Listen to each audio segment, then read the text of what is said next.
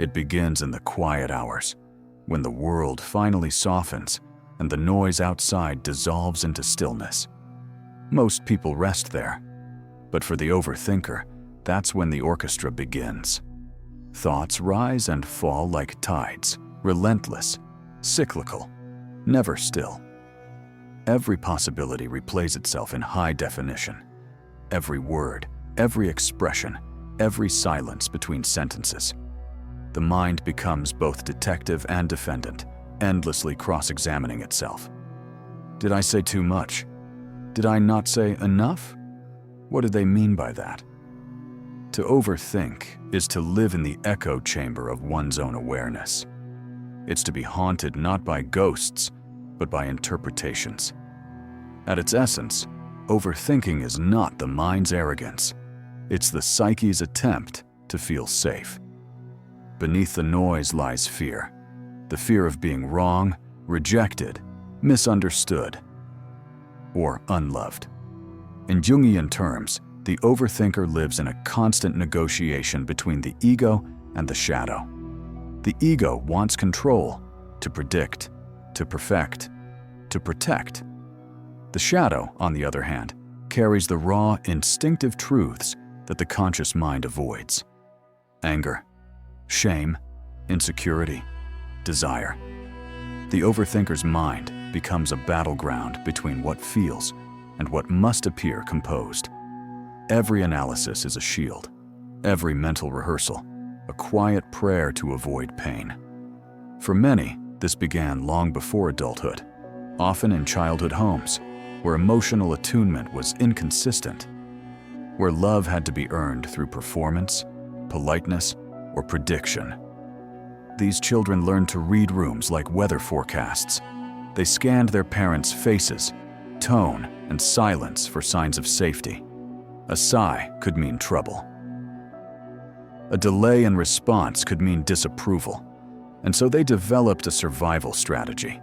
Think before you speak, anticipate before you act, analyze before you feel. Adulthood only refines the labyrinth. Now, the overthinker moves through conversations with the precision of a chess player, strategizing, replaying, interpreting. They lie awake, constructing entire conversations that may never happen. They prepare apologies for offenses not yet committed. They interpret text messages like sacred scripture. It's exhausting to live this way, to mistake vigilance for intelligence and anxiety for insight.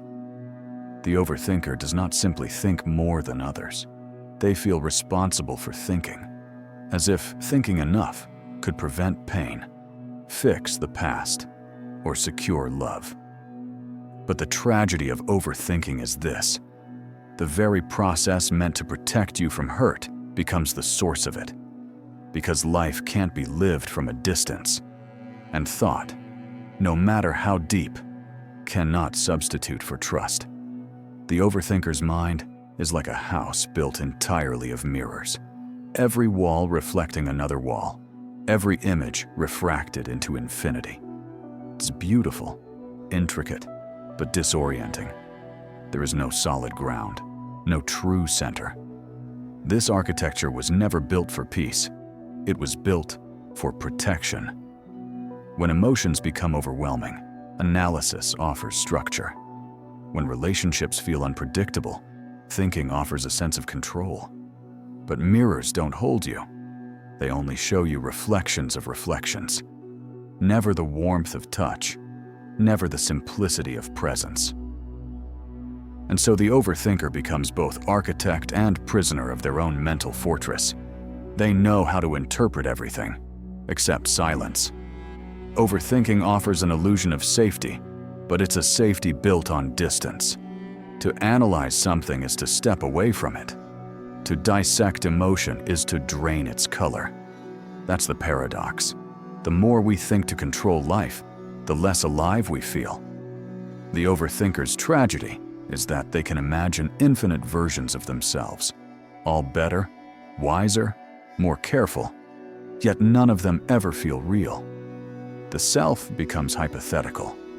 Every decision is haunted by the ghosts of what could have been, and so they float between past and future, rarely anchored in the present, between guilt and anticipation, rarely resting in peace.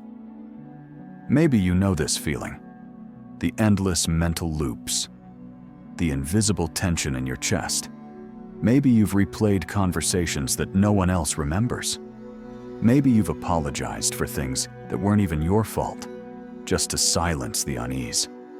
Maybe you live half a step outside yourself, observing rather than inhabiting, decoding rather than experiencing. If so, it's not because you're broken, it's because once, your mind was your only reliable companion. Once, thinking was how you loved, how you prepared, how you survived. You became fluent in nuance because nuance kept you safe. You noticed everything because everything once mattered. And while others moved through life with ease, you learned to carry the entire emotional weight of the room on your back, quietly, invisibly, gracefully. Overthinking is not just a cognitive pattern, it's a relational wound. It's what happens when your inner world grows louder than the outer one. When no one helped you hold your feelings, you learned to hold them through logic. The mind took over where love was uncertain, but the body remembers, the heart remembers. No amount of analysis can soothe a nervous system that never felt safe to begin with. You cannot think your way into peace. You can only feel your way there, slowly, gently, like teaching a frightened animal that it's finally safe to come out. There's beauty in an overthinker's mind. It's poetic, sensitive, rich with meaning. But there's also loneliness, because when you understand too much, it becomes harder to simply be. You see patterns others miss. You notice inconsistencies in tone, subtext, silence. You live in a world of implied meanings. And yet, you long for simplicity, to just feel without dissecting, to just love without predicting, to just exist without performing mental gymnastics. It's a strange duality. The more you understand the world, the harder it becomes to participate in it. Healing doesn't mean stopping the thoughts. It means learning to stop believing every one of them. It means realizing that not every silence hides rejection. Not every pause signals loss. Not every "what if" deserves an answer. Overthinking loses power when the body re-enters the story. When you feel the air against your skin.